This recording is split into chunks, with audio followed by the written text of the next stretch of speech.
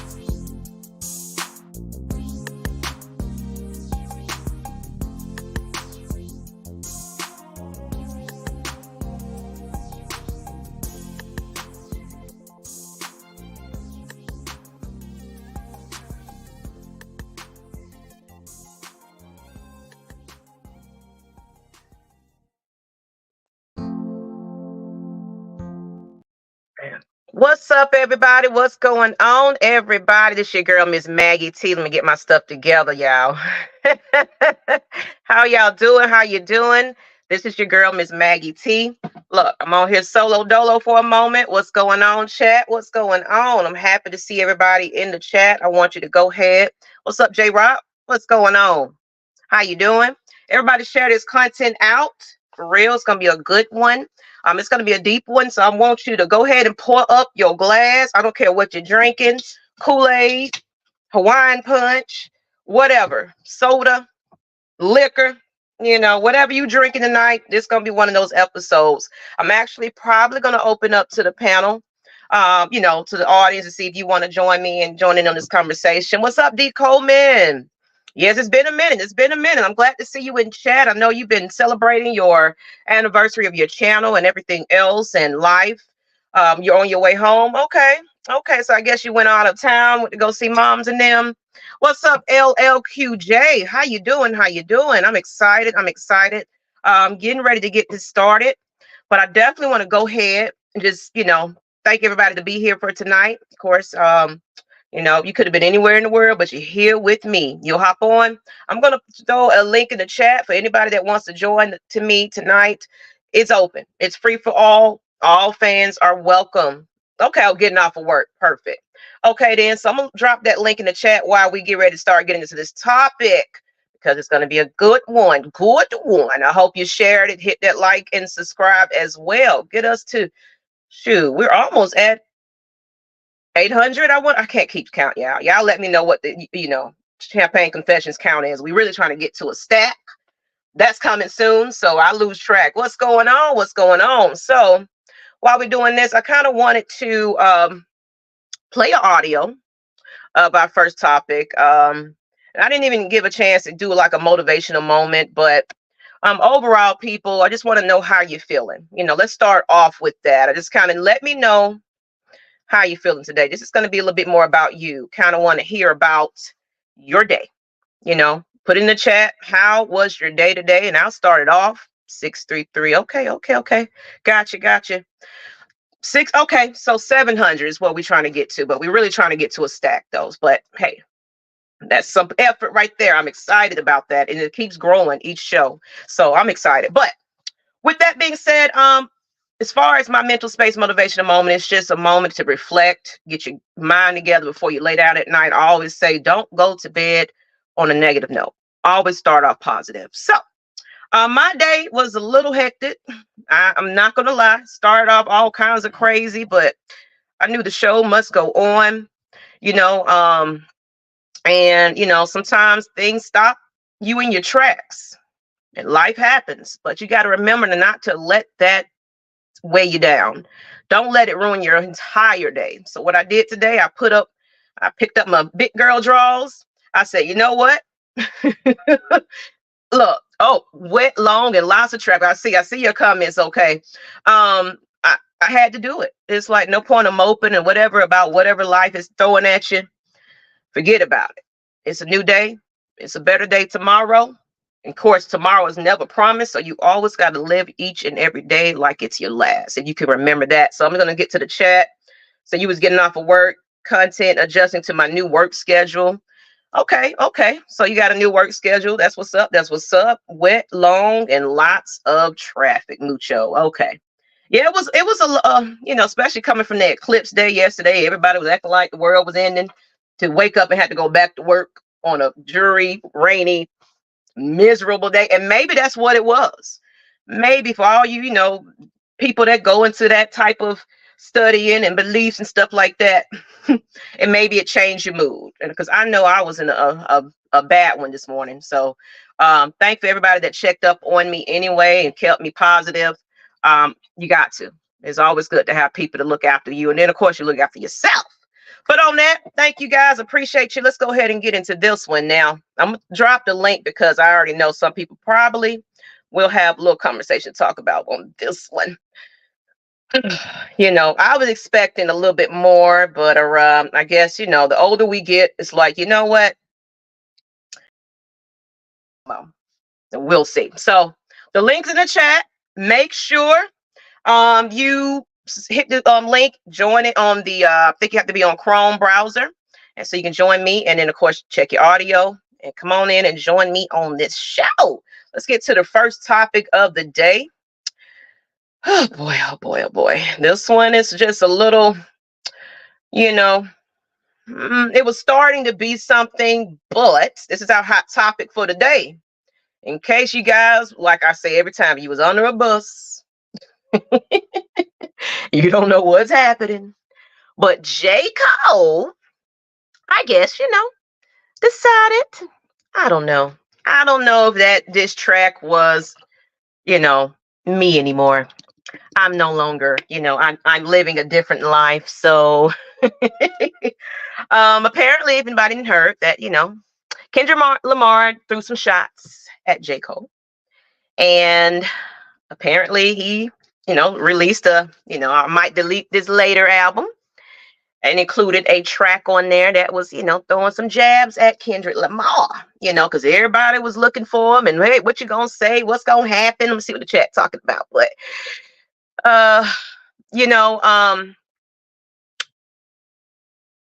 you got something to say about that? Yeah, you can come on back on and, bring something back to it once you get ready. The link is in the chat. Come on and join me as soon as you can. But what I'm going to do while we're waiting is I thought I was going to have it loaded on here. So I'm going to play it from my phone if you guys don't mind.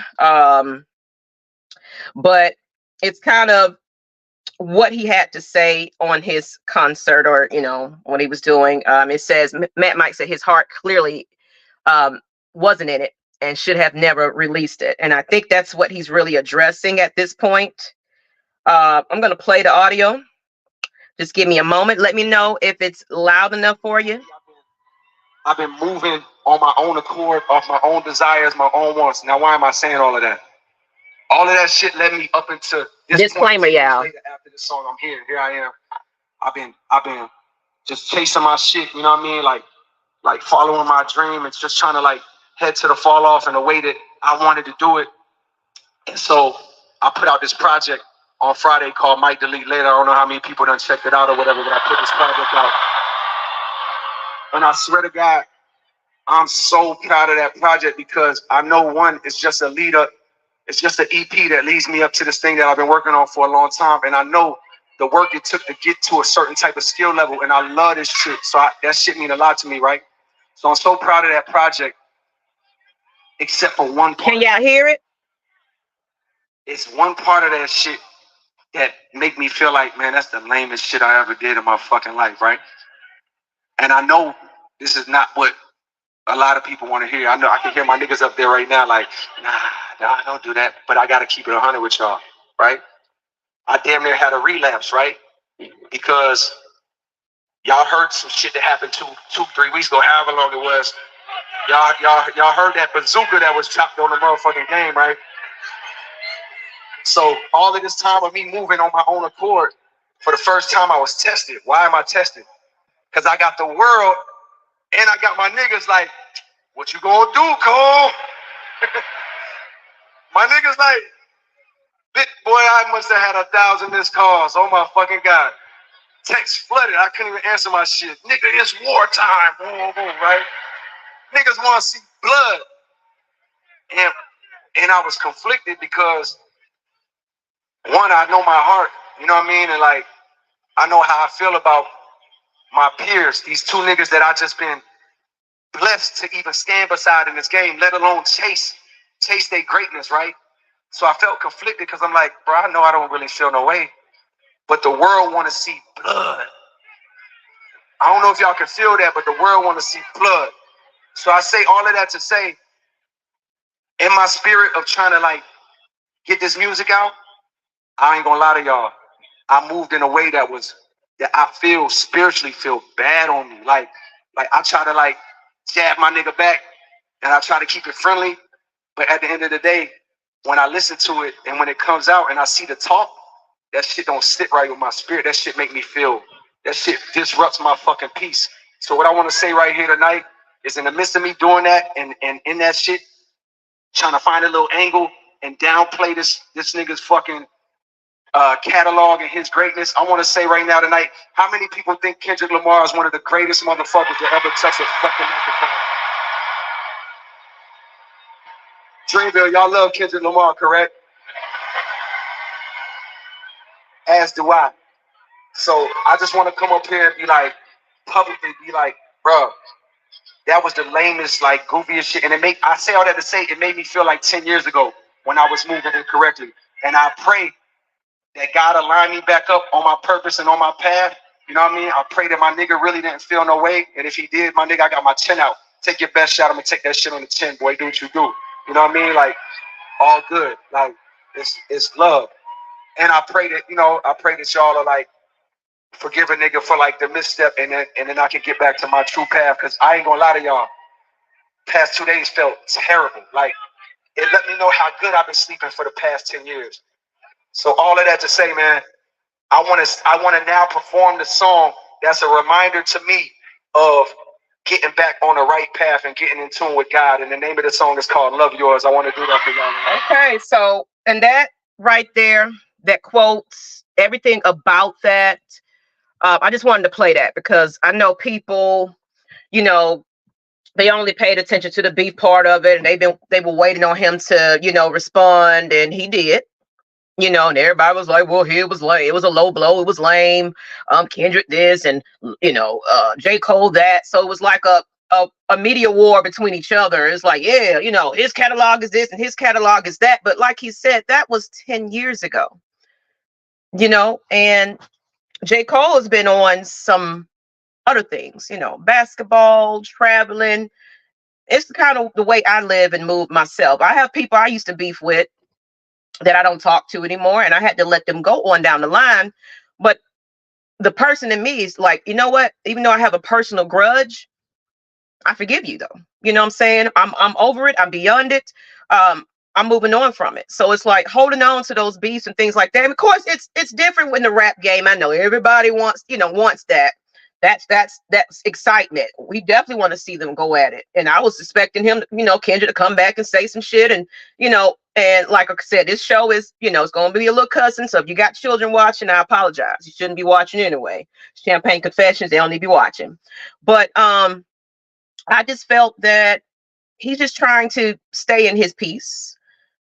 And from what he was saying, it was like his peers was influencing him. Like, what you gonna do, man? What you gonna do? Like he was just gonna just take that and just like, okay, throw my little album out there. And maybe that was a premature release anyway, but it forced him to drop it quicker because he didn't promote it. He didn't do any of that. So like you said, it wasn't in my spirit to do the way that he was going to do it. So the fact that he did give honor to Kendrick, you know what? That's what we was looking for when it was Tupac and Biggie, when it was, Death Row against this, NW, what I'm saying? So it's like D. Coleman said, the adult part of me fully understands. The rap fan in me is so disappointed, of course. So it's mixed feelings about it, because yeah, I was expecting it, because it was really what it could have been. Some good content coming out, because like you really don't. Because honestly, Kendrick missed his last album. Let's be real, he kind of missed. So I mean, but of course, I'm a biased fan, so I like them both. But hit and the miss, it was just like, okay. Each one of them had some tracks that didn't go too well, and I didn't even think this track that Kendrick had was like, oh, bars from bars and all this kind of stuff. I wasn't, but I expected, it was like, this is the warning shots to each other.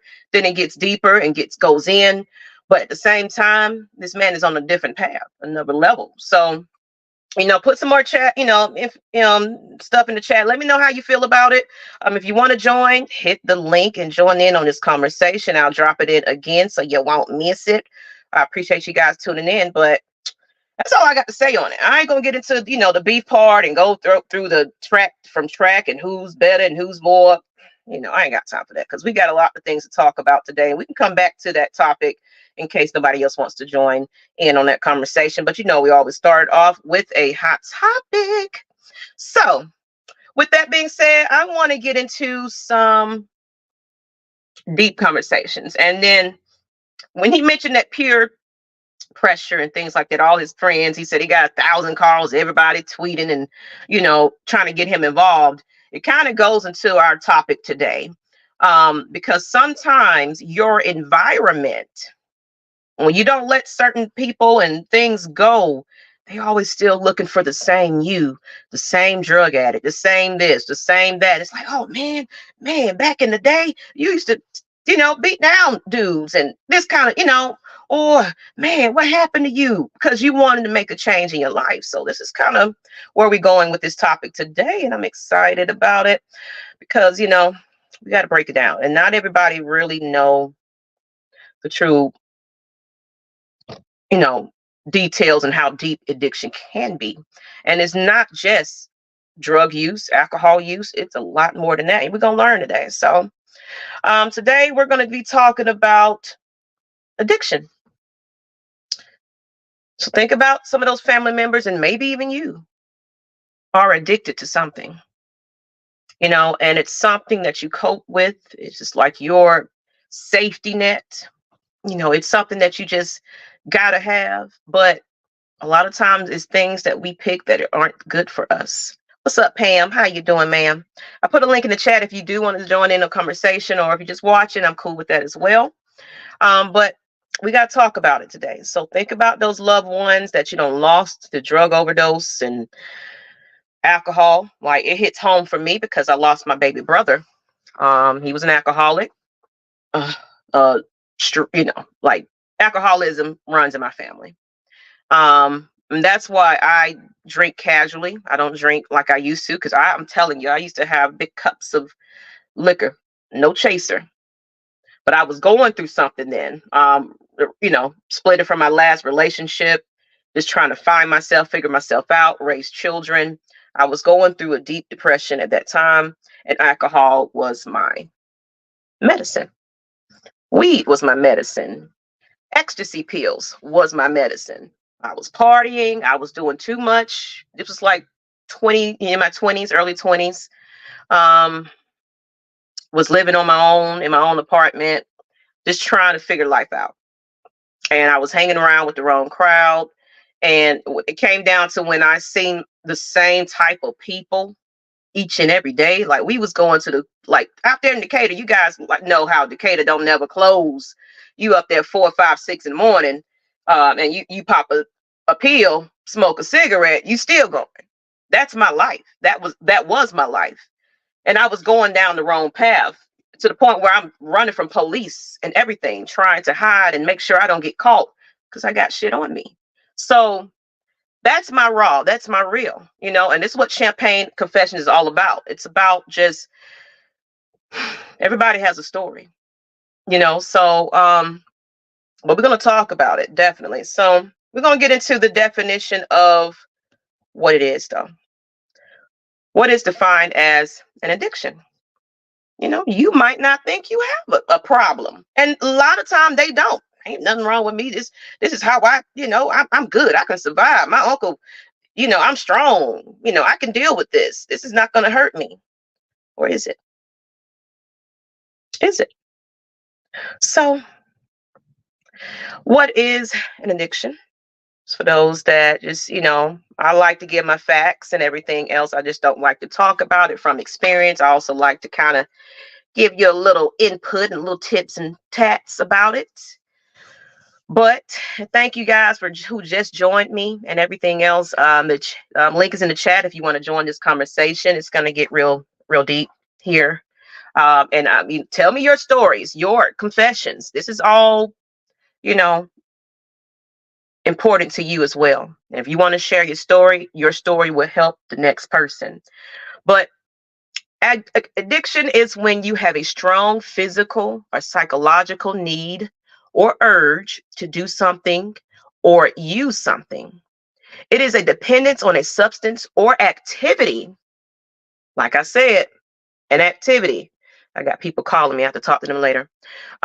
Even if you know that it causes you harm, it can impact your daily life. So addiction is not just things you put into your body. Hold on, let me let somebody know I am doing a show. Hold on, doing a show, ma'am. Sorry about that. When you're on your own.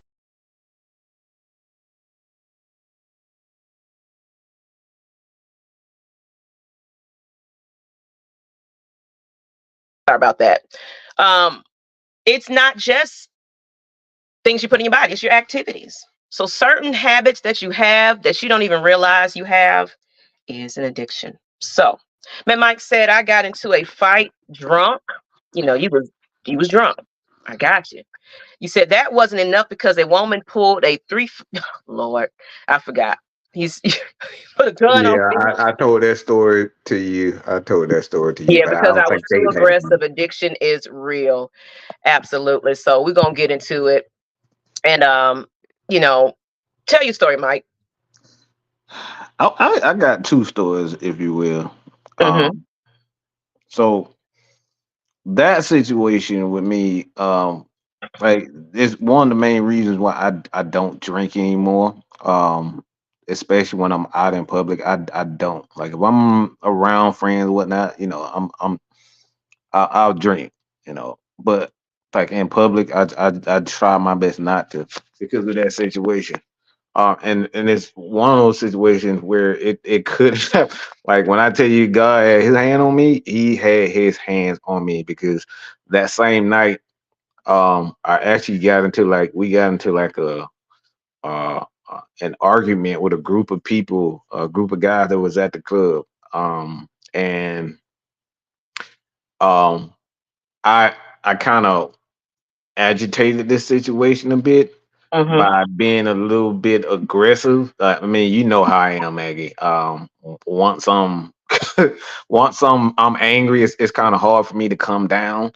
And thank God to my cousin, his friends, but in that situation, it kind of got the best of me. Say, hey man, look, he a little bit. We done had a little bit to drink, and he a little bit more. He a little bit out there. So that situation calmed down. But for me, if that wasn't enough, like I was having this conversation with some girls, and a girl that was out of town. I guess I was being a little bit too aggressive towards her, Yeah. and like she kind of got scared. Um, and she pulled out the 357. I didn't see it. Mm-hmm. Everybody else saw it. Everybody else saw it. They saw the gun, but I never saw it. I was that drunk and I was that lost. So for me, man, I think when people say it's like addiction isn't real, it's like my dad dealt with alcohol and drugs for over 30 years. And thank God that he's been sober for over 15 plus years. So That's it's good. like that's something that I'm proud of. But like I said, a lot of people have predispositions for addiction, and that's something that for me, That's something that I have. So and another situation that's really near and dear to my heart, and I want to speak on this because I think this is something that I don't want people in the chat to go through, is because my uncle, he just passed away last year, and he was one of those people that like had all the talent. When I tell you, this man could, he taught himself how to play the guitar. He was an artist. Like, he could sing. He could do everything. He was to be honest, I think he's the most talented person in our family. But he had let addiction to drugs, to alcohol. Like, he was so addicted to drugs and alcohol, he literally had liver cancer, and he would be bleeding, like literally internally bleeding while he's taking the drink. Hmm. And he ended up, dying alone because he was so lost. So people just may not think that you have an issue, but when you have people that are telling you, please have people around you that's going to tell you the truth, because what you don't want is being in a situation like my uncle, where people, you're so gone on drugs and alcohol that you end up, dying alone. He died alone, nobody with him. Yep. Nobody. Died Hmm. on the street in the back of a store. That's where he was living because he was so gone off drugs and alcohol. So He couldn't please, stay if you home with feel like people then. he couldn't Hmm. stay off of it, so he was so lost. So man, if you feel like you just have any problem, just ask for help, man. That's what I really want to say, Maggie. Just Thank you. ask for help. Thank you. We're So gonna get to that's a D great show. Coleman's comment as well, because we still got to get into the definition, because Mucho asked a question. We're gonna get into that as well. We're gonna break it down. You know how we do it. D Coleman said, I wouldn't say I had any addictions, but I have a very addictive personality. So now that's going to be part of what we're going to talk about, because there are different forms of addiction. So you might think just substance use is an addiction. Sometimes behavior, habits can be also addictive. So I like weed. I deleted the weed man number and only smoke socially. I like juice and soda. I don't keep it in the house. So you made adjustments to what you're used to, plus because it's right there. When it's in your sight, you're gonna pick it up and use it. And that's kind of how my brother was. He passed away 4 days after my birthday. If you haven't heard this, from 3 years ago. That's why alcohol drinking is just, when I get to a point where I know my addictive personality, that biological trait in me, because my father is alcoholic, drug use, bipolar, all of that. He coped with medicine, he self coped with drugs, alcohol. My brother did the same thing. He had like a lot of pain in his heart because, of course, like I told you guys, if you're used to the show, um, later on down the line, he always knew that me and him and my twin sister were siblings to him. That's my brother. But they played it off like, oh, that's just your family friend, because they were so afraid that we was going to turn against the stepfather that actually came about and took us into his graces and raised us from toddler on up. Not even toddler, we was crawling. My mother didn't give me that opportunity, but imagine somebody that knew it all their lives and couldn't say a thing. I'm your brother. Before he passed away, it was New Year's Eve. He cried. He did it a lot. He cried and, showed his emotions, because what he said was his last words to me. Well, not the last words, but of course I checked on him when he left, because he got really drunk then. And it was like, I couldn't stop. He walked in the door drinking. Then, of course, my brother on my mother's side had like a bar. Ignore these loud fools out here. Mm. Has a bar. So, it's a great goose bottle that's about this big in my bedroom now, that I keep, because that was what he drunk out of. And tossing them back. But what he said was, I felt like I abandoned you guys, like dad. So he had to live with that guilt. And what happened was, he got him a new car. He was doing good, getting himself on his feet, taking a job, doing his thing. He was getting better. But you can see the yellow of his eyes. You can see the discoloration of his skin. It was eating away at his liver and things like that. That was my uncle. Yeah. And he drove one day in his car drinking and crashed right behind a semi. And it instantly just boom, messed him up. I saw a picture of his face this flat, y'all, pressed in. So, and then I requested to see that. But one thing I can say, he looked peaceful. He was smiling. So I take that to just teach you guys, like, look, be careful about these behind these wheels. You never know. You think you can handle it, but that is a deadly weapon. Mm-hmm. Let's be real. Because you don't know what the next man is about. You don't know if he's going to merge into you. And I've had friends that fell into dishes and shit like that because they drinking too much. God saved them. But what if that was your last time? So we got to think about these things. So like Mucho asked, he said, so could addiction be the same as bad habits? Oh, we're definitely going to get into that, you guys. Okay. So the next topic we're going to, and look, get in here and join the conversation. I really appreciate if you join me, but if not, it's okay. It's okay. So now we got what is defined as an addiction. Next, we are getting to the 4 aspects of what addiction is, because we're gonna break it down to sections. First, we're gonna get into the aspects of it, and then we're gonna get into the causes, different types, and then how to overcome it. So if you are that person that's addicted to something, you need to hear this story. Hey, take it, write it down, rewind it, share it to somebody you know. So, but I, gotta put my facts up here. So what are the different aspects of addiction? So everybody can kind of know. I'm gonna take off this banner here. Give me a moment. It's 4 aspects of it, basically, and they call it the 4 C's of addiction, which was created to distill the disease of addiction to its most fundamental parts, which are compulsion, cravings, consequence, and control. That's the 4 elements of what an addiction is. So it's like you just gotta have it. You gotta keep going back to it. Your cravings for it. You can't go without it. Then the consequence that comes with it, it's like, well, this makes me feel good. But it's one of those temporary fixes that leads you to a life of just down on the wrong path, and then of course you surround yourself with people that are influenced by it, and you guys come together, and then the bad habits pass on to the next person of a bad habit, and then of course it's the control. Not everybody that might use something get addicted to it.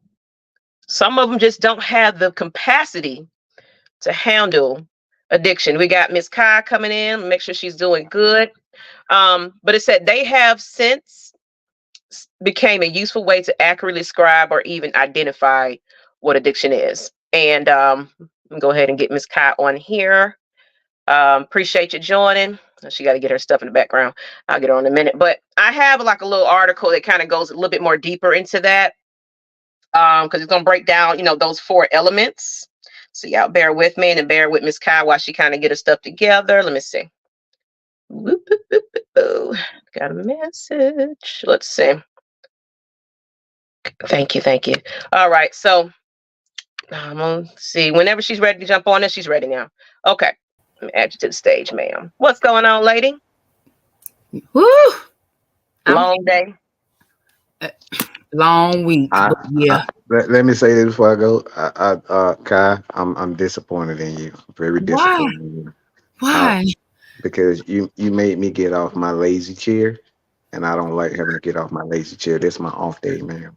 I'm very disappointed sorry. in you. I'm Very sorry. disappointed in you. Things are moving a little fast for me, so it's kids. It's always kids, but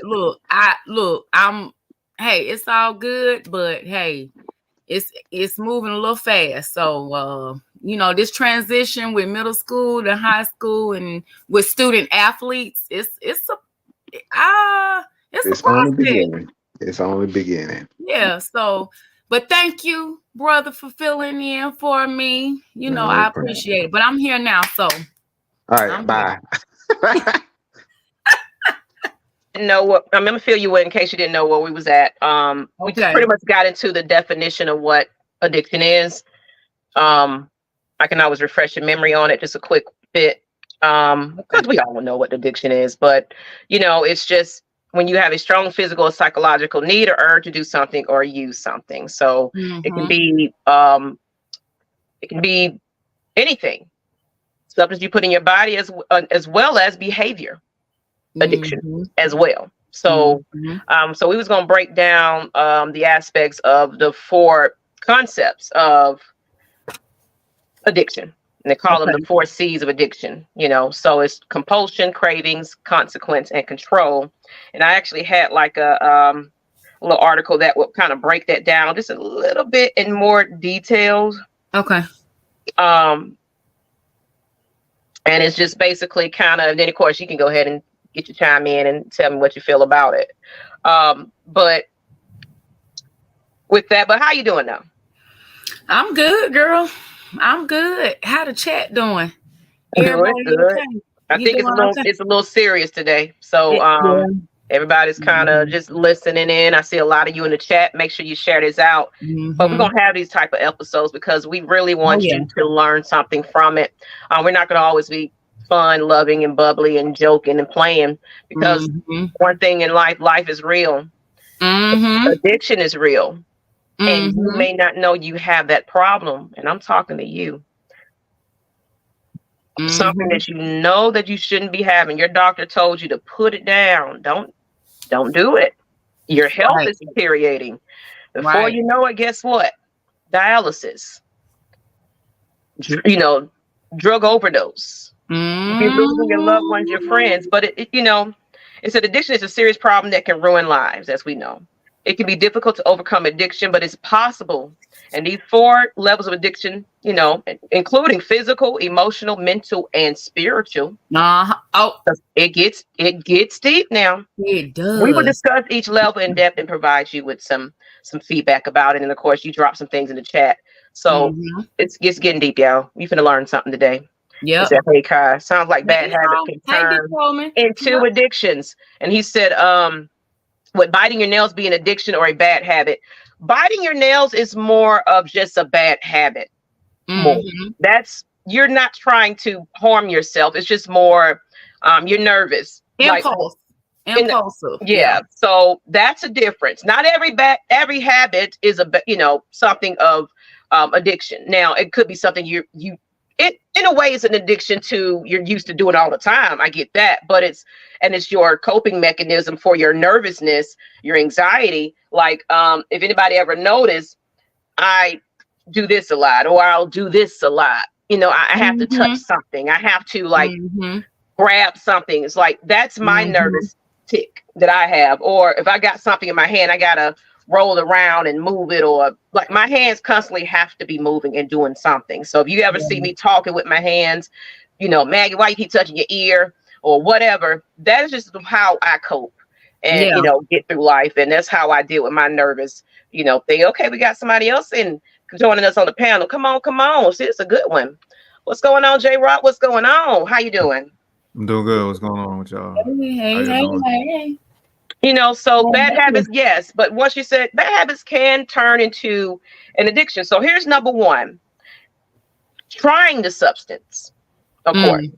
Most people who try drugs or engage in risky behaviors don't really become addicted, like I said earlier. So some people do try it one time. I tried a little bit of it. It wasn't for me. Because your mindset was like, you know, your body couldn't handle it. Your mental could handle it. You know, your body just instantly was like, I reject it. I don't like the way it makes me feel. I'm done with it. But some people can't. Some people can experiment with drugs or other activities and walk away without any problems. However, some people develop a physical dependence on the substance or activity, and sometimes it's instant. Yeah. You know, this means that their body becomes used to the drug or activity, and they need it to function normally. Physical dependence can lead to addiction. So, and then think of that in the concept of not just substance abuse. it's repetitiveness of something that you really just know you just can't have. We're gonna break it down to the types of addictions in a little moment. And then J Rock, when I finish these 4 points, I want you to chime in on just those 4 aspects and just give me your feedback. Number 2, regular use and substance abuse. So of course, now your body is kind of feeling it. I like this little. And one thing I can say, the reason why people that, sorry y'all, disclaimer, you got children, put them away. Or they could learn something from this at the same time. Sometimes I like to keep it raw and real. Crack, cocaine, meth, those type of instant gratification, especially when you're putting it in your arm and all that kind of stuff. Shooting. Mm-hmm. That first time high for a long, not saying I'm experienced, but I know a lot of people that's used, they're chasing that high again. And that first high, they're looking for that first high. I watch a lot of Intervention. I'm pretty sure a lot of you are familiar with that show. That show has been on for years. I think I started watching it early 2000, but that's how I get a lot of information myself and see the reactions and learn how people are introduced to it. And a lot of times it's because something devastating has happened in their life. A lot of them are athletes. Smart people, come from good homes, things like that. But it's all about, they're trying to mask, what they don't want to feel or know anymore or deal with anymore. And they want to have that feeling of just not thinking about it, just being free. That's all they're trying to do, is just being free. And that first feeling is none like any other from what I see and hear them talk about. And it's sad. It really is sad. And they said, pretty much what you hit on, people who abuse substances often do so to cope with their emotional or mental problems. Yeah. They may be trying to escape from reality or numb their pain. And I think that was my experience when I was in between a breakup, single mom, living on my own, that drugs and alcohol, and hanging out with friends and partying all day was my escape. I'm like, I ain't got no responsibility. I'm just, but at the end of the day, it was like, okay, you wake up like, okay, who are all these people in my living room? What am I doing? Yeah. Oh, wow. I definitely went through a rough path. Yeah. Where I was partying every other week, Monday through Friday, weekends. And I just was like, shoot, this feels great. Getting into relationships I shouldn't have gotten into. So like, let's get real. And it said also dependency and tolerance now. So now you're kind of getting used to it. This feels good. I got to have it again. Now you're selling things to go ahead and go get that fix or whatever. So many addictions I'm going to get into, but it said people who are addicted to a substance needed to function normally now. So it's in their bloodstream. It's like, I can't even go without it. I have a close loved one. I'm not going to call her name out or anything like that, but pain pills, back pain and pain pills. And now it's to the point where it's like, okay, this don't even do anything for me now. So I'm going to go up to this one. And then I'm going to get up to this level. Then I'm going to take 5 of these because guess what? Now my tolerance has gone up to it. It doesn't. That's why people that smoke a lot, it's like, oh, whatever y'all smoking, I need this. I need that. I ain't smoking. That ain't nothing for me. I smoke like this now. I got to smoke this, now with weed, I don't think it's an addiction per se, because it has medical benefits and things like that. But the habit forming of it can be addiction, like you just, you feel like because some people do it to cope with, their,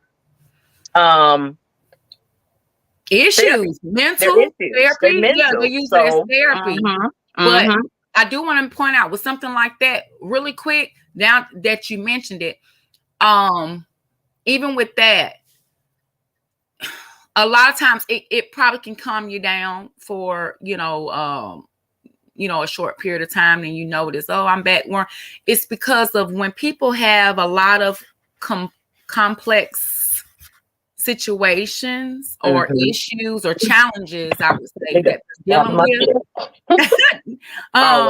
It's not going to, it's going to give you that moment of 10 minutes and then you're back to, so that's where it's like, okay, well, I gotta do it again. I gotta do it again. I gotta do it again. Because for that moment, you feel good. Last for more than 10 minutes, but still it's short term is my point. Mm-hmm. And that's where that chain smoking, and things come from, instead of just reaching out and getting help. So you got to be careful about that too. It's I just have my weed. I'm good. I'm okay. Yeah. And then it comes, then of course you develop withdrawals from it.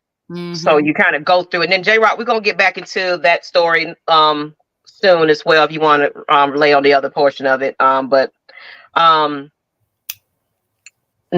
it's like, now you're just like, this is my medicine at this point. Mm-hmm. If you go to that, anybody ever went to a detox and, just your body's sweating and, you're throwing up things and, and then it's just like, kind of like my loved one who's heavy on it. Whenever she don't have that pain pill in her system and I'm in the bed, I can't do anything else. I can't function. I can't live. And what's happening with it is she already went and seen her eco doctor. They was like, yeah, the intestines of your stomach is deteriorating. It's eating away. Yeah. So it's like, it's a quick fix, but it alters some things. And it says, then of course, substance use becomes a disorder. People with a substance use disorder have an intense craving for the drug and can't control their use. They continue to use it despite the negative consequences. Substance use disorders can lead to addiction. Mm-hmm. This may lead to job dropouts, financial instability, relationship problems, and health issues. Of course, we've mentioned that. People with a substance use disorder often need professional help to overcome their addiction. Of course, we know that. So, and this is just the substance part of things. So, of course, there's more articles on just that, because that's pretty sure that's the number one addiction out there. That's the quickest thing you pick up. You can go to a liquor store on every corner, go grab you a bottle and down it. Mine was wine. With your ID. Wine. Mm-hmm. J-Rob, what you got on those 4 steps and everything? Then we're going to move on. And we're going to get back to that story if you want to relay on that one after you kind of give me the 4 points that you heard here. What do you think about all of that? Just what addiction is and what it does. I had plenty family members that had all kinds of, addictions. It could be, not necessarily drugs, but it could be like a gambling problem. Mm-hmm. And we definitely gonna get into that, the different steps. That's Mm-hmm. my family is really big on that. What else have I seen in my family? I mean, y'all know me. I play a lot of video games, and you can kind of consider video game internet, is like a disorder in a way. I got a bunch of people that I know that are like, I'm a gamer, don't get me wrong, but I don't game as hard as like I used to when I was a kid. But I've seen a bunch of gaming disorders where people can't even stay off the internet. So I've seen weird addictions, and it's as strange as it is. Yes, video game addiction is a thing, and shopping too. I've seen it from many people. Shopping, that therapy. Yeah, that's a thing. Everybody's just busting out their credit cards, just putting it on everything. It's just like, yeah, and that's one of them. We're gonna definitely get into that. But I know you wanted to kind of get into this, in case people kind of didn't catch the beginning of it.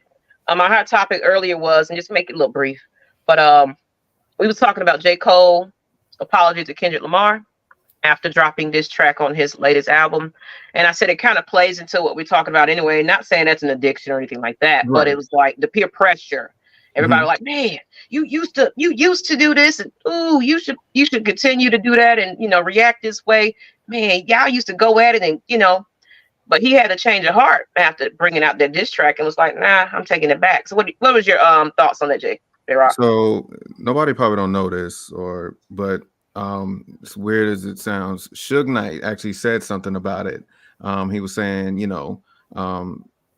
or even just fans in general, they're saying, "Oh, Cole isn't gangster enough, and he should go to another genre." So here's my thing, and I love lyricists, and when it comes to like music, so J. Cole's one of those guys. Rapping, being a lyricist, has nothing to do with you being a gangster at all. And if somebody, if someone says something about you in a rap form, or takes it and you take a shot back at them, that's just competition. That's just how I see it. So it's nothing wrong with how he went about it. He didn't say anything disrespectful. I feel like he didn't need to apologize, but I get where J. Cole is coming from. He doesn't want to contribute to any negativity or start any divide between him and Kendrick, because people don't know him and Kendrick are actually friends. So I feel like he didn't need to step in as far as like that. I think he was more stepping in for like Drake, because him and Drake and Cole are kind of like, that's a divide. That's different. So Cole actually kind of stepping in for Drake. He didn't really need to do that. But that's just my assumption though, based on the music he puts out, because I'm a huge fan of Cole. So that's just how I see it on the outside. And I look at it like this, and we're going to get back to the topic. I think because we're starting to look at these female rappers in the game right about now, and it's just a lot of catty bickering right now. And it just looks terrible. It's like, y'all got to get back to those Lady Nights days with Queen Latifah and, those people when they used to get together on tracks and get together and make music. I mean, it was like a little petty beef here and there, Foxy Brown, Lil Kim, and all them, but they collaborated a lot. Yeah, it's all competition. That's all it is. It's all competition. So if you got this girl that is a lyricist over here spitting and you spitting, and then so it's like maybe something can happen here with J. Cole apologizing and giving him his props. If you didn't hear the audio, he was just like, I'm not going to dog this man's catalog. That was 10 years ago. I was just, it was a competition now, but I cannot deny that this man is a great artist. So it's like, you know what? He gave him his flowers because that's what we wanted Tupac and Biggie to do. At the end of the day, hey, it's enough of that. We got to get together. And that's kind of what they was doing when it was the Crips and the Bloods and all those people that was doing that. Of course, in the hip hop industry, they was like, fuck that. We're losing too many people in the game because of this rap beef and, crew against this crew. It's getting too old.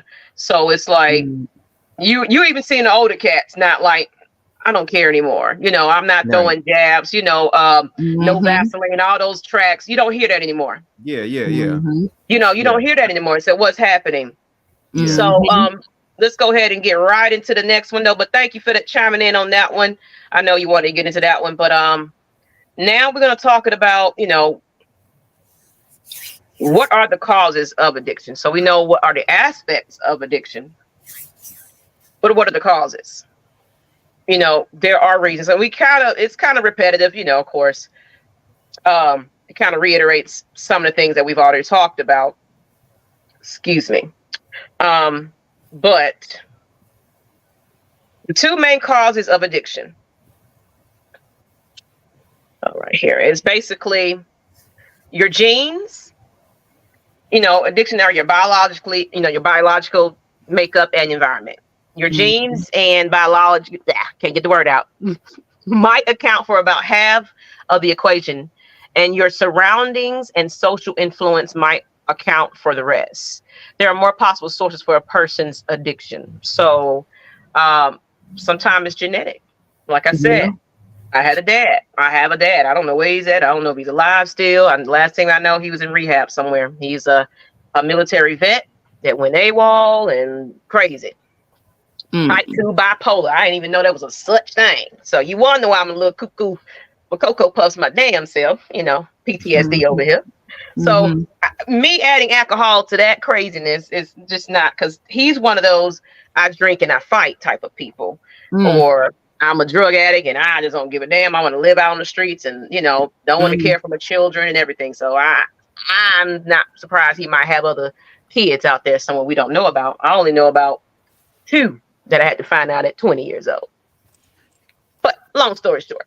So basically it's just, we're going to get into the breaking down to, those causes now. So that is kind of what it is. And then of course, we're going to get a little bit deeper into it because now you need to know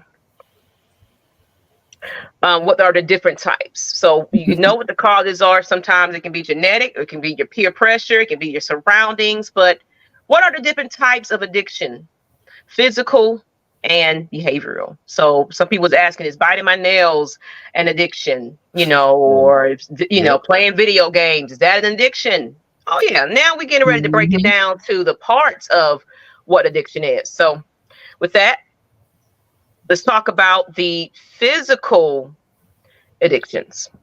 Yes, there are. So physical addictions, of course, as you know, is like the drug use. Physical addictions are the ones, alcohol use, that are generally better known. So, of course, it's a little bit more worldwide because that's the quickest thing people can get access to. These are addictions to substances that are ingested or otherwise put into a person's body. Some common physical attributes in addictions include. So we got a little list, and of course, it's not even everything. So I might add to this list, but it's a little bit of it. Alcohol, tobacco. You already know. I was just talking about those pain pills, prescription drugs, cocaine, marijuana. Man, the list goes on. The list goes on. They even got the fake weed now that people using. And, what? Yeah, buddy. What is fake weed? There's something that's, of course, it's not detected in the blood as much as marijuana, but it gets you to a high, but it's a dangerous high. Sound dangerous. I mean, how safe does that sound? They don't care. They just want that fake weed. A fake weed. Because we all know where the real weed or marijuana comes from. Right. So, which is grown in the ground, and we can't deny that.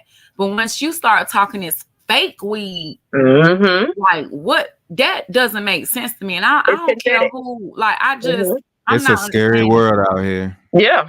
And then, of course, like the lean and stuff like that, they be mixing the codeine and soda, whatever they call it, syrup and all that kind of stuff. Well, so it's not like scared to die. They're not scared to die. They're just looking for that good time, that good fix, that, so that's kind of the physical part. And then, of course, it can go on and go on and go on. Some people like to sniff paint. There's so much to things that they just do to their bodies just to get some kind of rush from it. Now, and then it's like it leads to more things like, okay, that ain't strong enough for me now. Now I need to go in here and, put stuff up my butt and all that kind of stuff, because they got it where they will put drugs up their butt because they instantly get some type of reaction from it. I've heard about that. And they just it's innovative of methods of, and then it's some of these things are so potent that the officers and everything, they have to mask and gloves, because any touch of it, boom, instant, you got it in the system. I hate to say it, but you're right about that other part. They'll stick it up that way because I think it gets in their system a lot quicker. If I'm correct. It does. It does. Like they have parties where it's like, yeah, stick it up my butt. Parties where we sticking it up our asses now, like, let me stick up yours, let me stick up yours, let me stick up yours. It's the same thing with drinking. Sometimes how those well, they probably don't do it no more, but who knows? But people used to get drunk like that, sorority parties and all that. Yeah. Yeah. To each his own. Who each, So, and of course, we got the other portion of, some people was like, okay, I gotta have what it. to say about that, to be honest with you. I don't do I have an addiction to something? But this is the behavioral addiction. So, we just talked about the substance use, different methods. And look, kids are starting to get these vapes and things like that, and smoke. It's starting to happen in the bathrooms of high school, high school, middle school, middle schools, elementary schools now, or passing around gummies, and they get it from their parents, bedrooms, and passing them out to kids. And too much access now. Too much access to it now. Yeah. And then, of course, it's in songs. So it's like, I got that juice and you're telling me how to do drugs and your music. That's where it really comes from. The artists are promoting, making it think it's okay. And that's why I raise my kids around. I know you're not with us 24/7, but I'm going to tell you this. Your behavior when you're not around us, even on social media, do not watch yourself. because you never know. I need you to watch yourself. Don't think, oh, I ain't gonna do this or get involved in this. My parents not gonna find out. I tell them, trust and believe. It's always gonna come out to the light. And yes, we do instill that fear in them because I believe every child should be afraid of their parents to a certain extent, not to where they can't come to you and be comfortable, but afraid that if I do this or I'm get myself involved in this, my parents is gonna light my ass up. Period. And it's that fear. My protection. And we becoming too many friends with these kids, you know. So I wanted to put up the behavioral one as well because it's just some of the things that you may not have even known that it's an addiction. Behavioral addiction is classified as any time that one loses control of their actions in order to engage in behaviors that results in brief feelings of happiness. That person becomes dependent on the pleasurable feelings that comes as a result of certain behaviors and begins to compulsively act on that behavior. So it's like, ooh, this feels good. And Mucho Grande is right. You can have a work addiction. It's plenty of people that have work addictions that just turn to work. My husband was doing that at one point. So that's why I know. So then we're going to break it down to you. Since he's mentioned that is definitely one of them. Yeah. You know, it's definitely one of them. Work addiction. Let me see. Sorry, y'all. It's so little, y'all. But I'm being the camera like, I think I can make it out, especially when. Okay. So food addiction, sex addiction, internet addiction. Pornography addiction, using computers or cell phones just constantly, like, you know how now we can't even go out on dates. We can't even have a family dinner at the table. Everybody in their phone like this. Yeah. So what you want to talk about that? I don't know, because yep. And you probably and you wake up picking up that device. You didn't even brush your teeth. You just, oh man, I'm gonna see what this. No, you didn't even got your day started without picking up this thing. Trying to get my 13-year-old daughter from that. That's an addiction of hers. Yeah. So it's like, of course, then we said using computers and cell phones, like we said, video games can be an addiction. Like Mucho mentioned already, work. Because me, I'm getting ready to go get a second job and make some more money because I need it. Exercise addiction. Yeah. I had that one, exercise addiction. You can be overdoing it sometimes. Like some people say, I got to live in the gym. There's no days off. Yeah. And they want to alter they want to get their bodies to physically look like something. And it's like, oh, you know what? That muscle ain't big enough for me. Let me go ahead and grow this muscle. Shoot. Man, I like the way the girls looked at my abs, but I need about 10 of them. I need to do this. And you can be too addicted to it. You can have a disorder where it's like you see yourself being fat in the mirror. That's a real thing. That's me. I was taking laxatives along with the working out because I was afraid of just losing my physique, just gaining weight. And I'm gonna be honest, like now I don't have an addiction, but it's something I have to be careful about from falling back into that since I've gotten back into the gym and working out, trying to get back to the lifestyle that I missed and loved. So it's bringing a rush, but not to where I'm addicted to it. Like if it don't happen today, I'm not going to you all right with feel whatever, if you get what I'm saying. But that is real. I'm talking about it be 1 o'clock in the morning. I'm saying, you're like, what? Are you kidding me? Yes. It's an addiction, but you have to take, the proper steps to cut it, because even though exercising is good, what did you say? You can overdo it. You can overdo it. You can hurt yourself. You're neglecting everybody else because like, I got to be in the gym. I don't care what y'all doing. I'm going to go work out. As well as we got the spiritual obsessions. Oh my God. Now we're not gonna go too deep into it because that's a sensitive topic. But some people can be extremely too spiritual. I work with a lady like that, and I can say this because It's a certain religion. I'm not going to say it, but their sacrifice is they don't give blood. They don't take blood transfusions and things like that. So you're pretty much saying, just give me death. If you don't, if nothing else can heal me. And that's what happened to a loved one, a family member. It was like, I refuse that blood transfusion, but you need it because, you know, something was going on with you. And that religion was like, nope, you don't. You know, and he's no longer here because of his beliefs. Not saying whatever you believe in is what you believe in. Not knocking it. But some things can be a little too much, too cult. Yeah. You know, too. And then, of course, who wrote it? Do you believe it? You know, you're following these things, you know, because there's always different versions of how, you know, how religion is. You know, so I'm tight little thing on this one. I ain't gonna jump too much into this, but there's certain religions out there, they practice certain ways, and it's just like, that's unheard of. That's unreal. And you believe this, and you raise your children to be this, and you despise your children for not wanting to lead that life anymore. Because you decided you want to stay in that, and they decided, no, I saw the ways in that. I don't think I agree with it anymore. I'm just, Mom, I was raised that way, but I'm raising mine differently. And then you turn your back on those people. It's like, okay, whatever. Me personally, believe who you want to believe in.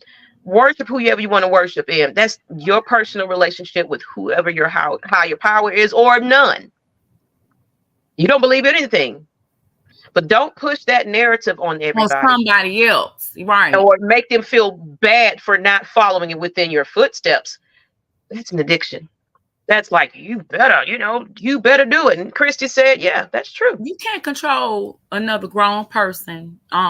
You know, you can't push, like you said, anything, beliefs, anything, wanting somebody to do something because you do it. Like, just like you said that for yourself, that's something that you want to do. Always think about how you want people to treat you. Think about that. And then that'll help you to look at yourself as to how you're treating or handling other people. Yeah. Just think about how you would feel. Because I know if you were the type of person that would push something on me, I don't care what it is, even religion, certain things. I feel like me, you know, believing in God and talking about God and not afraid to show, you know, my beliefs, you know, there, but still, I feel like a lot of people can just take that too far, period, just in conversation. Like it's just always every second, every second, every second, every second, every judgmental, second, every second. Yeah. And it's annoying. So just think about how you would feel. Like if somebody came and told you, no, this is what you're gonna do, whatever, you're gonna snap. You snap, and you know that's not your decision. For somebody else. Your decision is your personal journey and your relationship. Like you said, the only God addiction is the addiction for, you know, the only good addiction. Yes. Addiction for God, no religious. You know, so, and that's your personal. Like, I don't have to be in a church to believe in who I believe in. Thank you. You know, we're gonna say that because, you know, we can go ahead and preach on this one, but you know, we like to respect our audience. Too deep. You know, in conclusion, let's go ahead and get into the other parts of addiction, because this one right here, it really happens. Seeking pain. Cutting. And that's it right there. Seeking pain. So it's like you're always seeking. Some people are daredevils, and they jumping off or hitting themselves or falling off of things, and because it's that rush, it's that thrill, it's that excitement, it's that, oh, I can handle this, you know. So that's why some people get into fighting and want to get punched, and you know, it's pain. It's like, man, you know, the adrenaline that comes from it. And then the cutting, when people do cut, they're cutting just to, and then of course what cutters do, because at some point I tried it. So you cut a certain portion of your body where no one can see it. You know, you cover it up, whatever. But it's the same. A lot of times, it's either the same area or what have you. Of course, I'm not going to get deep into that. I don't want to trigger anybody, but it's just that what comes from it, that pain you're feeling, because it's taking your mind away from whatever. You know, it's just that, yeah, you know, it's their way of coping. It's a bad habit. It's a bad way. Of course, we can go into real deep details about it, but some people, they're not really doing it to end their life, but it's just like, it's a little hidden thing that nobody knows about. So if you ever notice somebody is wearing a long shirt in the summertime, like, why are you always, you know, covered up and things like that? And they just seem so timid and shy. Don't touch me. Don't, you know, don't do this. Check on them. Yeah. Talk to them. I've seen something a little similar, but not. I guess you could put this seeking pain and cutting at the same time, but they were doing it with their nails, their personal own nails, not with an object, but what they were doing with their own nails, like they were scratching, like they were like digging in their skin with their own nails. Yeah. Right. Yeah, I've seen that. That was like a whoa, like you're like literally to where it bleeds though. Yeah, Digging with the exactly. nails to where it There you bleeds. go. And I'm that I'm a scalp peeler. And I have now this is not an unhealthy habit of it.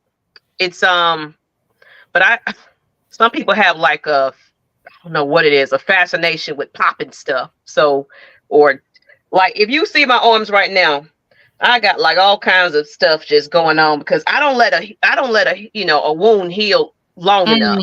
I'm over here trying to, you know, because I don't know what it is, but I like to touch people's skin and I like to feel the smoothness of a skin.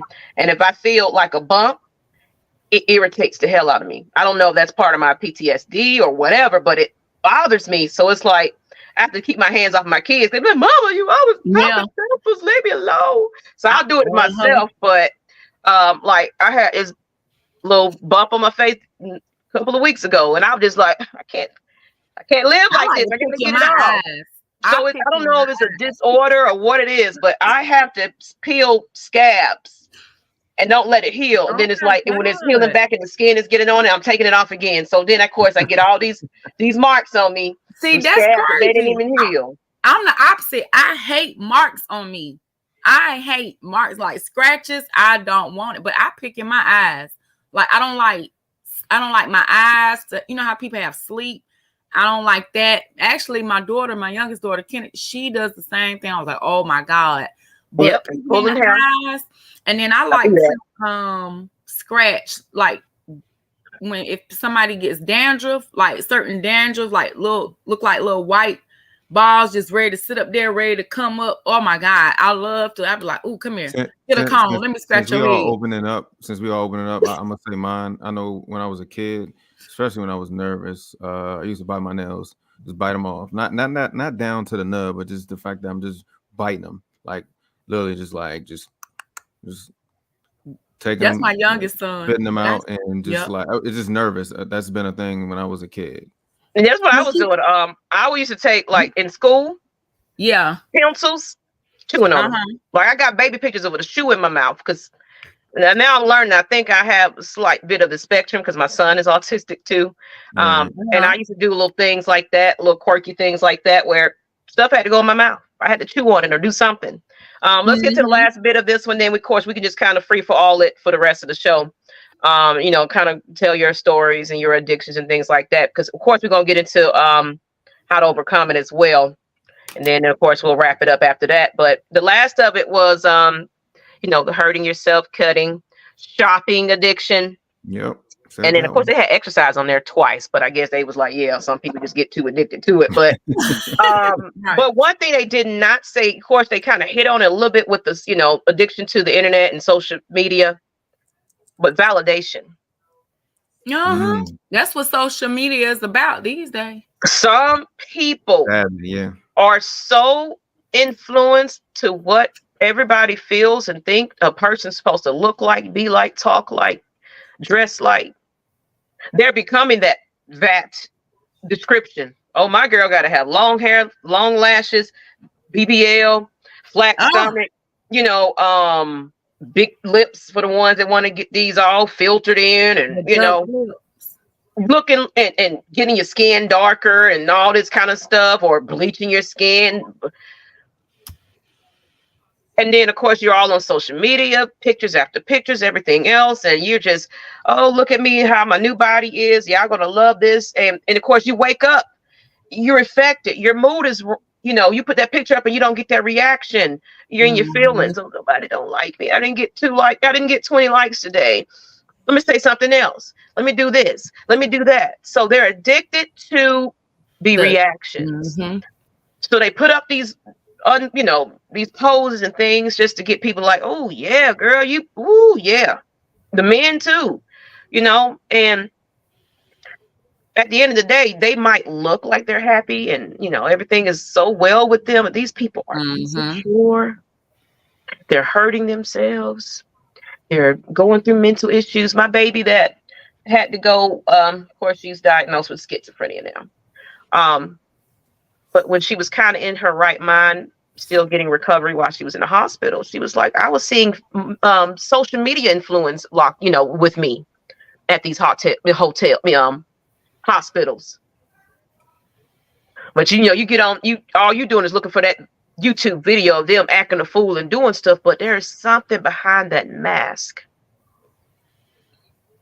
So that's an addiction. If you have to, you live by what other people feel about you, and that's how you run your life. So, of course, you don't have the best car, you don't have the best house, but now you finna sacrifice yourself to put yourself all on social media so you can buy those type of things and then does it truly make you happy though? It's just like, don't you want to be free? Isn't that a lot to just try to keep up with? Like, who's thinking this about you? What people are saying? Like, just get into the habit of saying to yourself, who cares? Yeah. I care. So, it matters of, what I think. If I want to put that picture up there and I will say this, people are not going to always like or say anything. And they might sit and stare at your picture and think you're the most beautiful thing that they've ever seen in their life. And they may not even like it. So, and I know that because I do it. I know a lot of other people that they like it. It's just, I don't know. I said I was going to get better at it just to acknowledge, let that person know that, hey, I acknowledge it. But at some point, when do you want to be free from trying to keep up with that and being stressed out about that? That's a lot. At least I feel that it is. And the addiction comes when, let's kind of look him in the mix right here. She's the perfect example. Kim Kardashian, Chloe. It's so many of them that it's an addiction. Look at Nene Leakes. Oh wow, she doesn't look like the same person.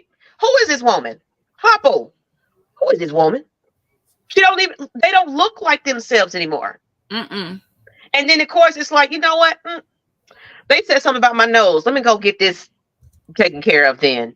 Oh, my chin. Oh, let me go ahead and take care of that. Then you just look like an entire different person. And then of course, what you don't forget about is it's gonna pass on to your kids now.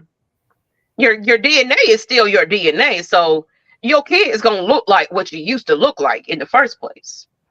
Yeah. So what do you set an example for your children in that sense when you're doing it? Of course, you got the money to do it. These BBLs. Like I was talking to my brother the other day, and it was like, let's go back to the music videos of 1990s. Yes. The 1980s, and look at the body type of the ladies. You actually had slim ladies like me, or they just had natural curves and things like that as well. And then, of course, it was a lot of body shaming then because if you was too big, oh, you're just fat. It was a different outlook then. So, of course, there was other issues, but social media wasn't even in play then. I think it would have probably got worse if social media played a factor into that. But the girls in these videos were natural looking ladies. And on these, TV shows, y'all had all kinds of crushes on Brandy and all these people, just natural females, males. Then you start getting into this Baywatch stuff, and then of course, everybody want to start, the wrestlers, they want to get all this altered, and so it started becoming a little too superficial as well. So it was starting, but it wasn't mainstream at the time. It was just like, okay, a lot of time it was just the chest area that everybody was getting enhanced. It really wasn't about the butt yet until, and it might have could, like I like big butts and I can't not lie, that could have tipped off to be something, but I guess surgery wasn't readily available then.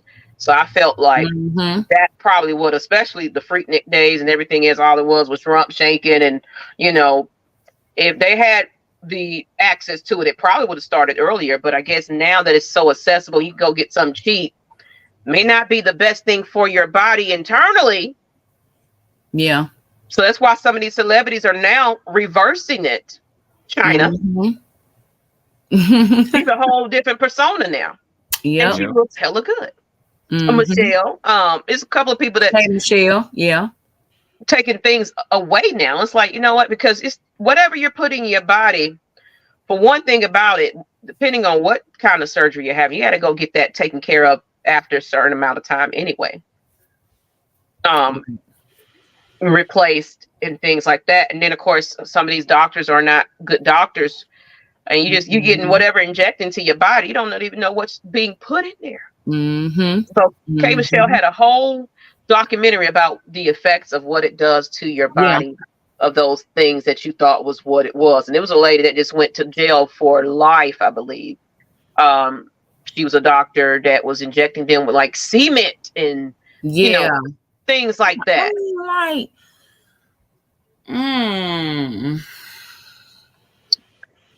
So I think I'm addicted to beauty products. Like facial, like I'm serious, like not to where I can't live, but I don't know, maybe that I'm just a junkie, what they call like because I really don't want to age, and with people, with wrinkles and stuff, and now, I ain't saying I don't have anything against it before I say this. I'm just saying for me, I'm not a like makeup, so I like for things to make my skin where I can wear my natural skin, to where I don't have to put on makeup. You know what I'm saying? I like to take care of that because I just don't want to wear it. And I'm the same way. I'm like, if I do anything, I put on like a lash and a little shadow up here. But other than that, like all that caked on your skin gets in your pores, especially you go to sleep in it and wake up and I'm just beautiful. Look, like this is how I woke up. Like you didn't wake up. You didn't wake up like that. But look at your skin now; it got craters and things and stuff like that because it's unhealthy to your skin. You got to take care of your skin completely. That's the biggest organ of your body, your skin, people. In science, that's the most. And drink water. Take care of that. Drink water. Yeah. Some people don't believe in even if you're a homebody. I mean, open up a window, get that vitamin D real quick from the sun. Yes. I'm telling you, what goes in is gonna like vegetables and just stuff that it is what you put in your body. It is what you put in your body. So like I was talking about dialysis. It don't have to come from just alcohol use. I knew somebody that was drinking hella sodas religiously. Yeah, that's bad.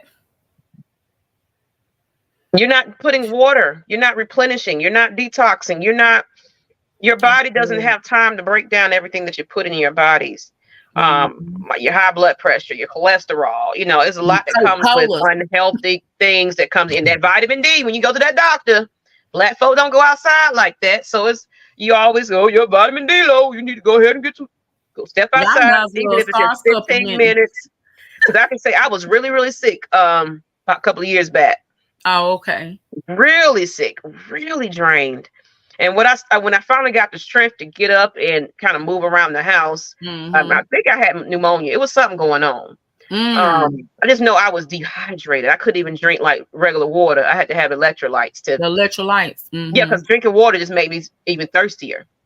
So I had to drink You were still kind electrolytes. of dehydrated.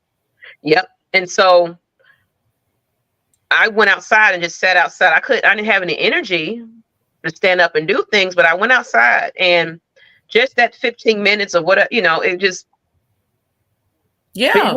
it's a good benefit for you. It's good for you. So, guys, I hope you learned something from this about addictions and things like that. But, let's get into how to cope. But we're going to wrap this up. How to overcome it. Now that you know kind of the different types of behaviors, and it could be non-harming behaviors as well. An addiction is an addiction, but food addiction, you eat too much or you eat less. I used to be so depressed I wasn't even eating.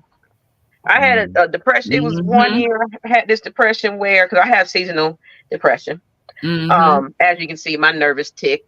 I got to touch my hair. I got to do something. So that's just That's my the one I like. Yeah. Like and I crack my knuckles and stuff like that. But so I forgot where I was going now. I lost it now. Where was I going? Oh no, you were saying some addictions are not bad, harmful. Not harmful. Yeah. So when you say you have an addiction, like addiction. I'm addicted to drinking water. That's right a good one to have. Just don't drink too much of it. I gotta have this in my day. Yeah. Be careful about that water. This was some years ago. A lady, it was some contest, drinking water contest. Let me tell you something. Yeah, you can have too much water now. She went to sleep that night. She had a headache and everything. She did not wake up. It's because it was too much water. She drowned. Too much water. It was you can drown. So be careful. Be careful about that water intake. Definitely. Ooh, sex addiction. That's a real thing. Porn addiction. That's a huge one. And TMI, but I have this. Of course, it's called like being multi. You have it a lot, basically. Yeah. And it was one day, it happened to me where I felt like I couldn't calm down.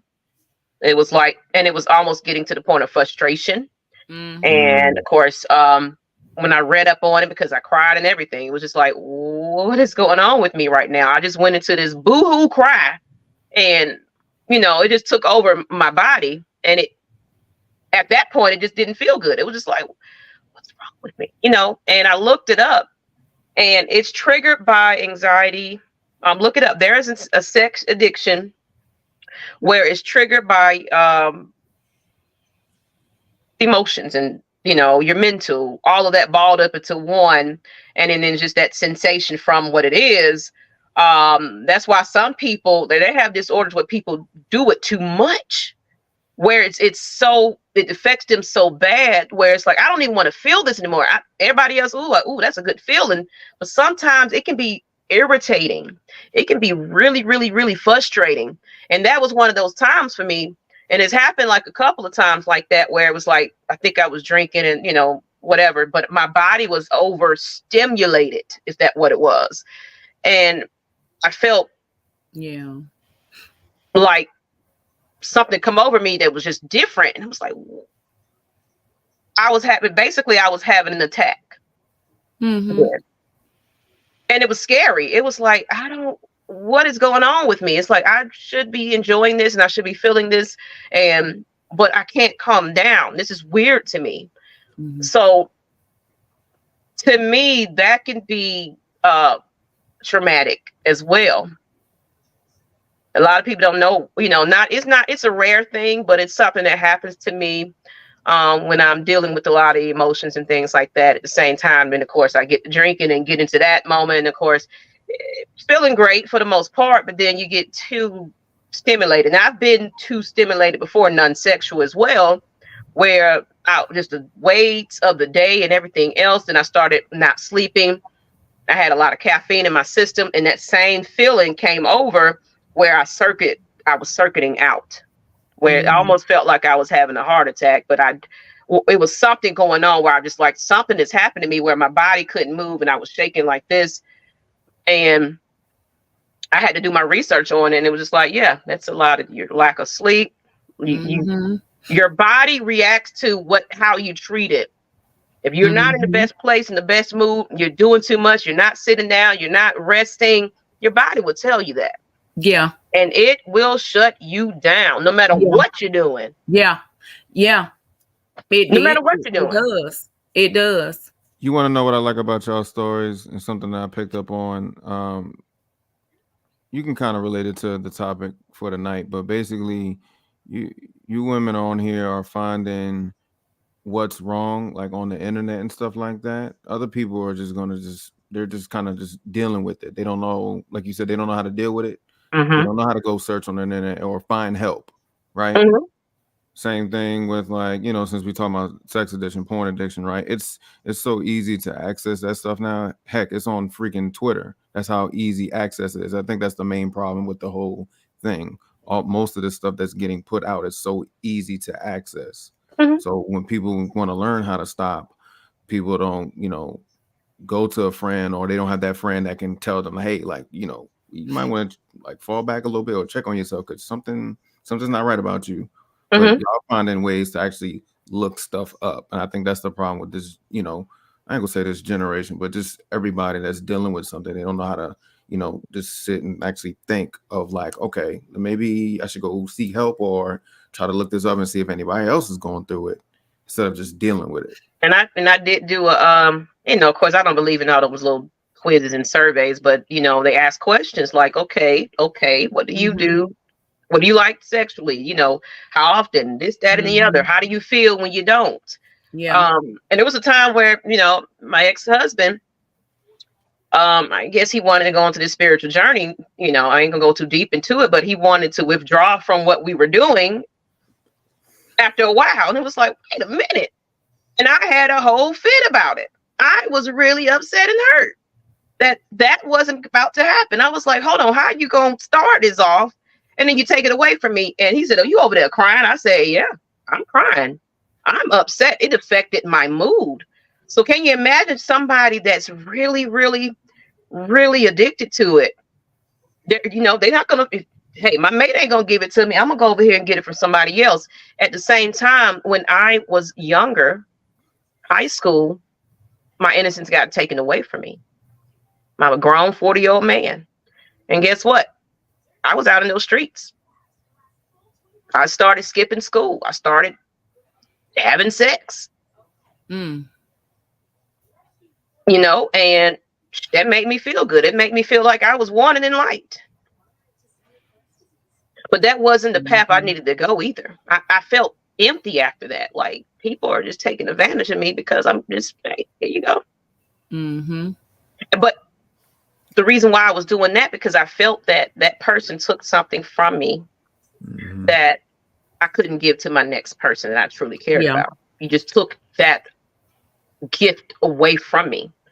You know, if it's going to be my first time, it's going to be my first time with somebody I truly like, this, that, and the other. So that fucked me up mentally, especially the person that it was, because I'm in high school and you did that. So it led me to a life of clinging on to people, to, you know, validation, making me feel good temporarily. But of course they misuse and abuse me and things like that. But it was like I chased the next person to, you know, fill that lack of a father void I had as well. Because I didn't have a relationship with my stepdad like that either. He was an alcoholic too. My mother, you know, so I didn't have that male relationship in my life that I can just look upon as just a male figure. It was just more a sexual thing, you know, hey, relationships and things like that. So it shaped me into how I view my relationships and how I went about it. But then at the end of the day, I grew up. Had my kids. Realized that ain't the life you need to be living. It's not safe. It's dangerous. Thank God nothing happened to me. To be out there and be so vulnerable, so I thank God for the higher power for keeping me safe, that I can speak about this story, that I didn't lead into, because I'm telling you, I was running around I went from the west side of Atlanta, MLK, that whole little strip right there, Bankhead, all that. I was hanging amongst those, that was my classmates. That was my, you know what I'm saying? So I was seeing people pull up to my stepfather's car, selling, you know what I'm saying? So it's like I was around things that I was exposed to very early, and I was just glad that my parents decided, let's move away from this area. Let's get away from this, because I wasn't going to class. I took a test and they was like, oh, you didn't pass, so you're not in the magnet program. So I went to Harper Archer High School, where I was like acing shit. So I was like, I ain't gotta be there.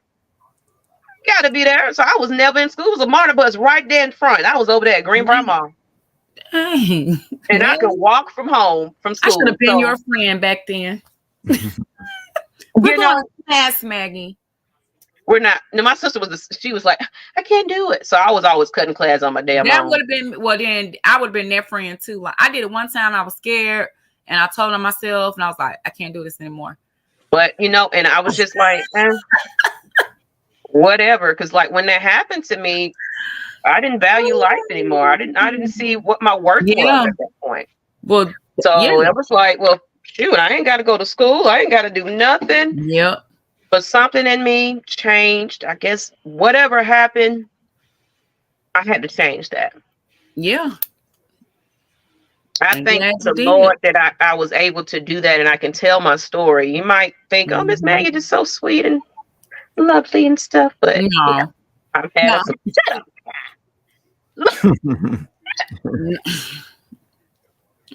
But just know why I'm a little rough around the edges half the time. So. I had to survive and stuff. Ain't nothing wrong with that. You might have to pull that card out. I'm a little rough around the edges too. So, girl, please. I was scared and all that. I think mine was more. I withdrew back then a lot.